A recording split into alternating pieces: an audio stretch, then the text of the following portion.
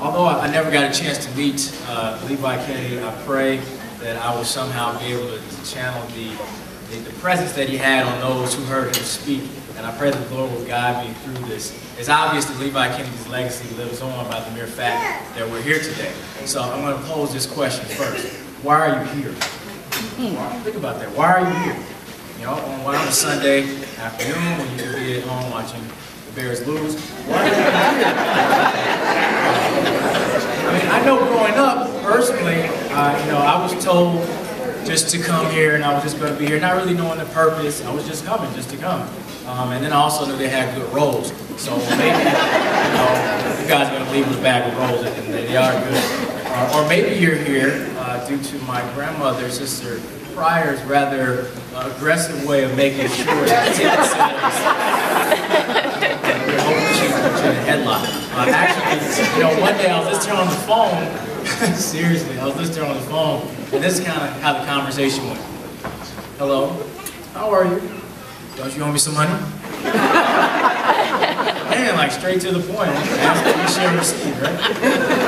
But my point is, why are you here at this banquet? And you're here for a purpose. You're here in this time in life for a purpose as well. God has generously given us all talents, and if you decide not to use them, you may lose those. Remember the parable of the talents. With that said, God has also given you a great mind, which harnesses great potential and unlimited power if you learn how to manifest that into realities. This is what separates those who are reactive from those who are proactive. And that's what sums up what my grandfather said, my great-grandfather says, and Levi says, to make something of yourself. In the African-American community, we're still greatly affected by a time in history where we were systematically oppressed by restriction of education in efforts to keep the people from learning. Because without this education, the people can remain controlled. But now there's no excuse.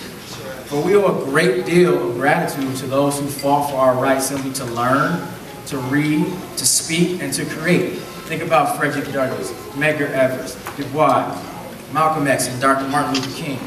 Levi Kennedy also understood their plight. This is a man that was born the grandson to a slave and never completed a formal education. God placed wisdom in him to teach himself everything that he basically knew, including the Greek language, the entire Greek language. How is it possible that a man that never completed a typical form of education has a scholarship foundation in his name? This is possible because his life had a purpose and he had a dream. Right. He became a self-educated being. He didn't allow the current time segregation, discrimination, and injustice to hold him back because he knew he had a purpose and he would not be defeated. At a young age, this kid's like 4 years old, he was saying that now I lay me down to sleep, Pryor, and I want you guys to help me out here, okay? Now I'm my little cousin Kenton, sitting over there. All right, listen. Now I lay me down to sleep, I pray the Lord my soul to keep. If I should... Hold on, wait. Well, I gotta die.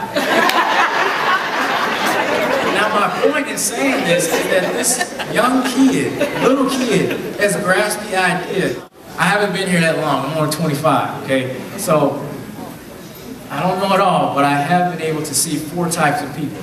One, we have the cop-outs. These are people who set no goals and they make no decisions in life. 2, we have the holdouts. These are people who have dreams, but they lack the confidence or the faith to go out and get their dreams. And they live a life of regret. 3, we have the dropouts. These are the people who actually have goals and work hard, but when the time gets tough, they quit. 4, we have the all-outs. These are the stars. These are the ones that define their purpose and they never quit. They don't say they can't, but they say, how can I?